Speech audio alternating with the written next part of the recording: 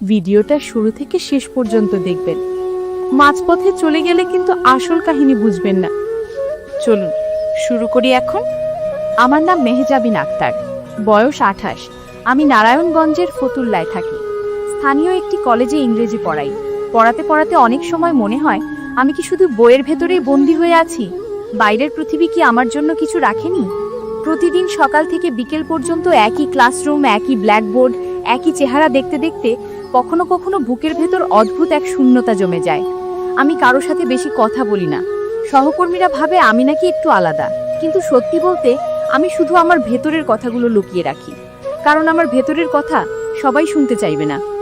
সেদিন বিকেলে কলেজ ছুটি হওয়ার পর আমি গেটের সামনে দাঁড়িয়েছিলাম, আমার হাতে বই, কাঁধে ব্যাগ, আর তখনই রাকিব এসে আমার দিকে তাকিয়ে একটু থমকালো।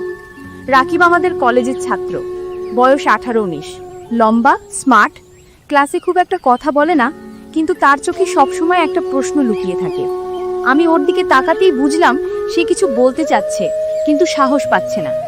আমি হেসে বললাম, কি রে রাকিব, তুই দাঁড়িয়ে আছিস কেন? বাড়ি যাবি না? সে একটু গলা খাকারি দিয়ে বলল, ম্যাডাম যদি কিছু মনে না করেন তাহলে আপনার সাথে একটু হাঁটতে চাই। আমি অবাক হলাম, কিন্তু না বলার সাহসও পেলাম না, কারণ অনেক দিন ধরেই আমার ভেতরে এক অদ্ভুত শূন্যতা কাজ করছিল। আমি চুপ করে ওর সাথে কলেজের পাশের রাস্তায় হাঁটা শুরু করলাম। বিকেলের রোদ হালকা কমে আসছিল, রাস্তার দুপাশে ছোট ছোট দোকান, হকাররা চেঁচাচ্ছিল। আমি ইচ্ছে করেই রাকিবের সাথে তাল মিলিয়ে হাঁটছিলাম। মনে হচ্ছিল আমি যেন অনেক বছর পর এই মুহূর্তের জন্য অপেক্ষা করছিলাম। রাকিব বলল, ম্যাডাম আপনি সবসময় একা থাকেন কেন? আপনার তো কেউ বন্ধু নেই? আমি হেসে বললাম, সবসময় কি বন্ধু লাগে রে? সবসময় তো আর কাউকে পাওয়া যায় না। রাকিব আবার বলল, তবু আপনি চাইলে আমার সাথে কথা বলতে পারেন। আমি অবাক হয়ে ওর দিকে তাকালাম। মনে হচ্ছিল ছেলেটার মধ্যে এক ধরনের আন্তরিকতা আছে। আমি বললাম, তুই তো আমার ছাত্র। ও হাসলো আর বলল, ছাত্র তো হতেই পারে, কিন্তু মানুষ তো আমি। আমি অবাক হয়ে চুপ করে গেলাম। সত্যি বলতে ভেতরে এক অদ্ভুত শিহরণ কাজ করছিল। হঠাৎ মনে হলো আমি কি ঠিক করছি, কিন্তু আবার মনে হলো আমি কেন নিজেকে আটকে রাখবো। কলেজের গেট পেরিয়ে আমরা একটু দূরে নদীর ঘাটের দিকে হাঁটছিলাম। সেখানে বাতাস বেশ ভালো, নদীর জল চিকচিক করছে। আমি বললাম, রাকিব তুই কি প্রায়ই এখানে আসিস? সে মাথা নেড়ে বলল, হ্যাঁ ম্যাডাম, আমি একা বসে থাকি, ভাবি, কিন্তু আজ আপনাকে সাথে পেলাম। আমি হেসে বললাম, আমি তোকে সঙ্গ দিতে এসেছি। রাকিবের চোখে এক ধরনের উচ্ছ্বাস ফুটে উঠল। আমি বুঝলাম ও খুশি, আমিও খুশি। নদীর পাশে একটা বেঞ্চে গিয়ে আমরা বসলাম। চারপাশে হালকা অন্ধকার নেমে আসছিল, হাওয়া বইছিল। আমি হঠাৎ করে নিজের হাতটা টেবিলের উপর রাখলাম। রাকিবও তার হাতটা কাছাকাছি রাখলো, যদিও ছুঁয়েছিল না, কিন্তু এত কাছে ছিল যে মনে হচ্ছিল ছুঁয়ে ফেলেছে। আমার বুকের ভেতর ধকধক করছিল। আমি মনে মনে ভাবছিলাম, আমি কি পাগল হয়ে যাচ্ছি? কেন আমি এই মুহূর্তটা এত উপভোগ করছি? রাকিব ধীরে ধীরে বলল, ম্যাডাম আমি চাই আপনার সাথে আরো সময় কাটাতে, শুধু ক্লাসরুমে নয়, বাইরেও। আমি চুপ করে তার কথাগুলো শুনছিলাম। আমার চোখ নদীর জলে আটকে ছিল। আমি বললাম, সময় কাটাতে চাইলে তুই আমায় কোথায় নিয়ে যাবি? রাকিব সঙ্গে সঙ্গে বলল, আপনার যেখানে ভালো লাগে আমি চলে যাব। আমি এক অদ্ভুত হাসি দিলাম। ভাবলাম, এত বছর আমি কেবল নিজেকে বেঁধে রেখেছি, আজ মনে হচ্ছে শ্বাস নিতে পারছি। নদীর হাওয়ায় আমার ওড়না উড়ে যাচ্ছিল। রাকিব সেটা ধরে দিল। আমি কিছু বলিনি, শুধু চুপচাপ ওর হাতের দিকে তাকালাম। মনে হচ্ছিল এই হাতের ছোঁয়া আমি চাই, কিন্তু বলতে পারছিলাম না। রাত নামছিল ধীরে ধীরে, লাইট জ্বলছিল চারপাশে। আমি বললাম, রাকিব আজকে যদি তুই আমাকে বাড়ি পৌঁছে দিস তাহলে ভালো হয়। সে মাথা নেড়ে রাজি হলো। আমরা হাঁটতে হাঁটতে কলেজের দিকেই ফিরছিলাম, কিন্তু আমার মনে হচ্ছিল এই হাঁটা যেন অন্যরকম, যেন আমাদের দুজনের ভেতরে একটা গোপন সেতু তৈরি হচ্ছে। বাসার সামনে এসে আমি বললাম, রাকিব ধন্যবাদ, আজকে সন্ধ্যা আমার ভালো লেগেছে। ওর চোখে অদ্ভুত একটা ঝিলিক দেখলাম। ও বলল, ম্যাডাম আমিও খুব খুশি। আমি হেসে বললাম, ঠিক আছে তুই এখন যা। ভেতরে যেয়ে দরজা বন্ধ করে দিলাম, কিন্তু আমার বুকের ভেতর এখনো সেই নদীর হাওয়া বাজছিল। আমি জানতাম এটাই শুরু। সেদিন রাতে আমি বিছানায় শুয়ে ঘুমাতে পারছিলাম না। চোখ বন্ধ করলেই নদীর ঘাটে কাটানো সেই মুহূর্ত মনে হচ্ছিল। রাকিবের সেই দৃষ্টি, ওর হাতের কাছে আমার হাত থাকা, হাওয়া খেলা করা, সবকিছু এতটা স্পষ্ট হয়ে উঠছিল যে আমি মনে মনে কেঁপে উঠছিলাম। আমি ভাবছিলাম, একজন শিক্ষক হয়ে আমি কেন এভাবে ভাবছি? কিন্তু আবার মনে হচ্ছিল, আমি তো মানুষ, আমারও তো অনুভূতি আছে, আমারও তো ইচ্ছে হয় কেউ আমার পাশে বসুক, আমার কথা শুনুক। পরদিন কলেজে গিয়ে যখন ক্লাসে ঢুকলাম, তখন রাকিবকে সামনের বেঞ্চে বসা অবস্থায় দেখলাম। ওর চোখে সেই একই প্রশ্ন, সেই একই আন্তরিকতা। আমি পড়াতে পড়াতে ওর চোখের দিকেই বারবার চলে যাচ্ছিলাম, অথচ বাইরে থেকে কিছু বোঝার উপায় ছিল না। ক্লাস শেষে ও গেটের বাইরে দাঁড়িয়েছিল। আমি বের হতেই বলল, ম্যাডাম আজকে কি আবার একটু হাঁটবেন? আমি ভেতরে ভেতরে হাসলাম, কারণ আমি নিজেই চাইছিলাম হাঁটতে। আমি বললাম, হ্যাঁ চলো। আমরা হেঁটে কলেজ থেকে একটু দূরে গেলাম। এবার সে আমাকে শহরের ভেতরের এক পুরনো পার্কে নিয়ে গেল। চারপাশে গাছপালা, মাঝখানে বসার জায়গা, খুব ভিড় ছিল না। আমি অবাক হয়ে বললাম, তুই এখানে আসিস? রাকিব মাথা নেড়ে বলল, হ্যাঁ, একা এলে ভালো লাগে না, কিন্তু আজকে আপনার সাথে ভালো লাগছে। আমি ওর পাশে বসে বললাম, আমারও অদ্ভুত লাগছে, মনে হয় আমি অনেকটা মুক্ত। রাকিব হেসে বলল, আপনি জানেন আপনি আসলে খুব একা। আপনি যতটা কঠিন দেখান আসলে ততটা না। আমি চুপ করে গেলাম, কারণ ছেলেটা একেবারেই আমার মনের কথাই বলে দিল। আমি বললাম, তুই কি মনে করিস আমি একা? রাকিব একটু কাছে এসে বলল, হ্যাঁ ম্যাডাম, আমি জানি, কারণ আপনার চোখে সেটা লেখা আছে। আমি বুকের ভেতর এক অদ্ভুত ঝড় অনুভব করলাম। কেন জানি না, আমি আর শিক্ষক ছাত্র সম্পর্কের দেয়ালটা সামনে দেখতে পাচ্ছিলাম না, বরং মনে হচ্ছিল আমি কেবল একজন নারী যে দীর্ঘদিন ধরে একাকিত্বে ভুগছে। রাকিবের উপস্থিতি আমার নিঃশ্বাসে অন্যরকম অনুভূতি জাগাচ্ছিল। পার্কে বাতাস বইছিল, গাছের পাতা সাই সাই করছিল। আমি হঠাৎ বললাম, রাকিব, যদি তোকে বলি আমি চাই তোকে আমার সাথে নিয়ে বাইরে কোথাও যেতে, তুই কি রাজি হবি? রাকিব বিন্দুমাত্র দেরি না করে বলল, অবশ্যই ম্যাডাম, আপনি যেখানে যাবেন আমি সেখানে যাব। আমি অবাক হলাম, ভাবলাম কত সহজেও বলে দিল, অথচ আমি এত বছর কাউকে কিছু বলতে পারিনি। আমরা সেদিন অনেকক্ষণ পার্কে বসেছিলাম, নানা কথা বলেছিলাম। ও আমার পরিবার সম্পর্কে জানতে চাইল। আমি বললাম আমি অবিবাহিতা, ছোটবেলা থেকেই আমি একা, বাবা মা গ্রামে থাকে, আমি শহরে একা থাকি পড়াশোনা আর চাকরির জন্য। রাকিব মন দিয়ে শুনছিল, তারপর ধীরে ধীরে বলল, তাহলে তো আপনাকে অনেকটা সময় একাই কাটাতে হয়। আমি হেসে বললাম, হ্যাঁ রে, তাই তো তোর সাথে হাঁটতে ভালো লাগে। রাকিবের চোখ জলজল করছিল, মনে হচ্ছিল ওর বুক ভরে যাচ্ছে। আমি জানতাম ওর বয়স কম, কিন্তু ওর আন্তরিকতা আমাকে টানছিল। সন্ধ্যা নামার পর আমরা পার্ক থেকে বের হলাম। ফেরার পথেও বলল, ম্যাডাম, আমি চাই একদিন আপনাকে নিয়ে ঢাকা শহরে ঘুরতে যাই। আমি হেসে বললাম, তুই কি আমাকে নিয়ে ঘোরাবি? ও মাথা নেড়ে বলল, হ্যাঁ। আমি চুপ করে ওর দিকে তাকালাম। মনে হচ্ছিল আমি যেন কোনো নতুন কিছুর দিকে হাঁটছি। বাসায় ফিরে দরজা বন্ধ করতেই বুকের ভেতর হালকা শিহরণ বয়ে গেল। আমি জানতাম আমার ভেতরে কিছু একটা বদলাচ্ছে। পরদিন রাকিব আমাকে ফোন করলো, যদিও আমি আগে নম্বর দিইনি, কিন্তু সে সহপাঠীর কাছ থেকে আমার নম্বর জোগাড় করে নিয়েছিল। আমি অবাক হয়ে বললাম, তুই কিভাবে আমার নম্বর পেলি? সে হেসে বলল, কষ্ট করে জোগাড় করেছি, যাতে আপনার সাথে কথা বলতে পারি। আমি হেসে বললাম, তুই কি জানিস সেটা ঠিক না? ও বলল, আমি জানি, কিন্তু আমি চাই আপনার সাথে সবসময় যোগাযোগ রাখতে। আমি বললাম, তুই কি সবসময় আমার সাথেই থাকতে চাইছিস? সে বলল, হ্যাঁ। আমি চুপ করে গেলাম, মনে হচ্ছিল আমি ভেতরে ভেতরে এ কথাটাই শুনতে চাইছিলাম। রাতভর আমরা ফোনে কথা বললাম। সে তার ছোটখাটো জীবনের গল্প বলছিল, আমি আমার কলেজের চাপের কথা বলছিলাম। একসময় আমি হাসতে হাসতে বললাম, রাকিব, তুই যদি আমাকে কোথাও নিয়ে যাস তাহলে কই নিয়ে যাবি? ও সঙ্গে সঙ্গে বলল, নদীর ধারে, পার্কে, ঢাকার বিভিন্ন জায়গায়। আমি বললাম, তাহলে ঠিক আছে, একদিন আমরা ঢাকা যাব। ও খুশিতে প্রায় চিৎকার করলো। আমি মনে মনে লজ্জা পেলাম, কিন্তু আনন্দও লাগছিল। মনে হচ্ছিল আমি যেন কোনো কিশোরী হয়ে গেছি। পরের কয়েকদিন রাকিব প্রতিদিন আমার সাথে হাঁটতো, কথা বলতো, আমার জন্য চকলেট আনতো। আমি কিচ্ছু বলতাম না, কিন্তু ভেতরে ভেতরে পেয়ে খুশি হতাম। একদিন বিকেলে আমি নিজেই বললাম, রাকিব, কাল ছুটি, আমরা ঢাকা যাই। ও এত খুশি হলো যে ফোনের ওপাশে চুপ করে গেল। তারপর আসতে বলল, ধন্যবাদ ম্যাডাম। আমি বললাম, ধন্যবাদ কেন রে, আমি তো চাইছি। ও বলল, তবুও আমি খুশি। আমি জানতাম এটাই সেই মুহূর্ত যখন আমি আমার একাকিত্ব থেকে বেরিয়ে আসছি। আমি জানতাম সামনে আরো কিছু আছে। ঢাকায় যাওয়ার দিন সকালেই আমি একটু অস্থির হয়ে পড়েছিলাম। অনেকদিন পর মনে হচ্ছিল আমি যেন কোনো ভ্রমণে যাচ্ছি, অথচ এই ভ্রমণের ভেতরে ছিল এক অদ্ভুত অস্থিরতা। রাকিব সকাল সকাল আমার বাসার সামনে এসে দাঁড়ালো, পরিপাটি জামা পরে, মুখে হাসি, হাতে ছোট্ট একটা ব্যাগ। আমি ওর দিকে তাকিয়ে মৃদু হেসে বললাম, খুব তো প্রস্তুতি নিয়েছিস? ও হাসলো আর বলল, ম্যাডাম, আজকের দিনটা আমি বিশেষ করতে চাই। আমি ভেতরে এক ধরনের উষ্ণতা অনুভব করলাম। আমরা রিক্সা নিয়ে রেল স্টেশনে গেলাম, তারপর ট্রেনে চেপে ঢাকার পথে রওনা দিলাম। জানালার বাইরে গ্রাম শহর পাল্টে যাচ্ছিল। আমার মনে হচ্ছিল আমি যেন কোনো নতুন যাত্রার ভেতরে ঢুকে যাচ্ছি। রাকিব জানালার পাশে বসেছিল, আমি মাঝে মাঝে ওর দিকে তাকাচ্ছিলাম। ওর চোখে এক ধরনের নিষ্পাপ উচ্ছ্বাস ছিল। আমি বললাম, রাকিব, তুই তো খুব খুশি মনে হচ্ছিস। ও হেসে বলল, আপনার সাথে ঘুরতে বেরিয়েছি, খুশি হব না কেন? আমি একটু চুপ করে থাকলাম, কারণ ভেতরে ভেতরে আমিও খুশি, কিন্তু সেটা প্রকাশ করছিলাম না। ঢাকায় পৌঁছানোর পর আমরা প্রথমে চিড়িয়াখানা গেলাম। ভিড় ছিল অনেক, কিন্তু আমাদের দুজনের মন যেন অন্য কোথাও ছিল। আমরা একসাথে হাঁটছিলাম, ও আমার ব্যাগটা হাতে নিয়ে নিল। আমি কিছু বলিনি, শুধু দেখছিলাম। দুপুরে আমরা একসাথে খাবার খেলাম। রাকিব আমার জন্য কোক নিল। আমি মৃদু হেসে বললাম, তুই তো বেশ খেয়াল রাখছিস। ও গম্ভীর হয়ে বলল, ম্যাডাম, আমি চাই আপনি সবসময় খুশি থাকুন। আমি জানতাম এ কথায় ওর মনের গভীরতা আছে, কিন্তু আমি মুখে কিছু বলিনি।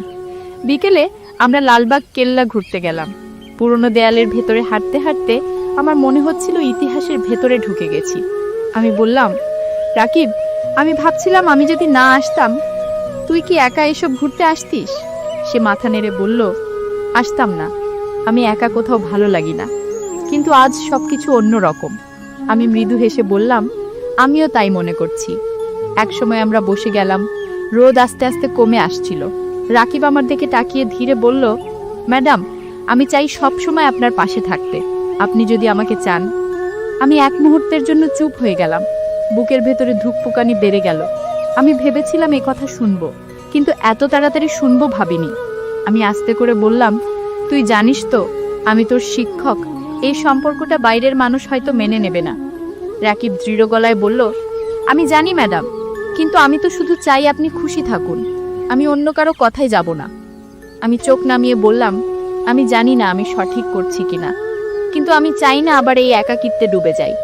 আমার ভেতরে অনেক বছর ধরে শূন্যতা। রাকিব আমার হাতের কাছে হাত রাখলো, এবার আর সরালো না। আমি থমকে গেলাম, কিন্তু সরালামও না, শুধু নীরব থাকলাম। আমার ভেতরে যে ঢেউ উঠছিল তা আমি কারো সাথে ভাগ করতে পারতাম না। সন্ধ্যার সময় আমরা রিক্সা নিয়ে ধানমন্ডির লেকের দিকে গেলাম। চারপাশে আলো জ্বলছিল, পানির ওপর সেই আলো প্রতিফলিত হচ্ছিল। আমি বললাম, জায়গাটা সুন্দর।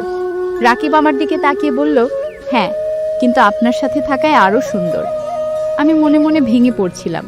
আমি চেয়েছিলাম এই মুহূর্তের সময় থেমে যাক। আমরা লেকের ধারে বসেছিলাম।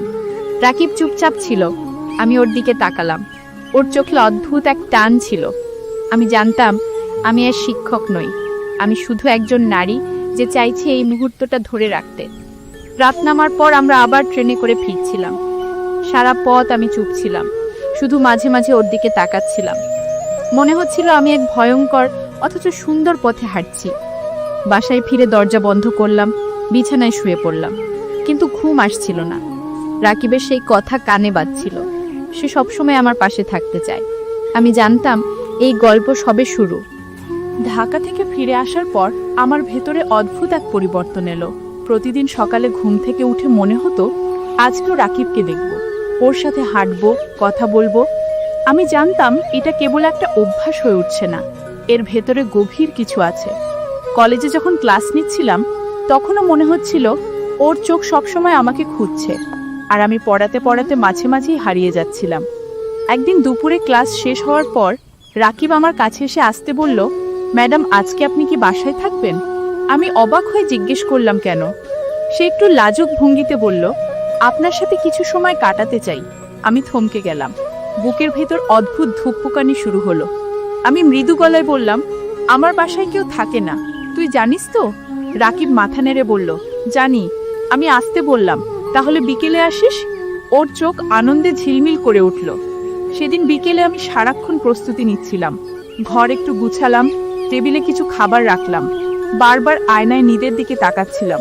মনে হচ্ছিল আমি কোনো ছাত্রীর মতো প্রস্তুতি নিচ্ছি, অথচ আমি শিক্ষক। বিকেলে দরজার ঘন্টা বাজার সাথে সাথেই আমার বুক কেঁপে উঠল। দরজা খুলতেই রাকিবকে দেখলাম, পরিপাটি জামা, হাতে ছোট্ট একটা বইয়ের ব্যাগ, মুখে মিষ্টি হাসি। আমি হেসে ভেতরে আসতে বললাম। ও ভেতরে এসে চারপাশে তাকালো, তারপর বলল, ম্যাডাম, আপনার বাসা বেশ সুন্দর। আমি বললাম, সুন্দর তো নয়, তবে শান্ত। রাকিব বলল, শান্ত মানেই তো সুন্দর। আমি হেসে চুপ করে গেলাম।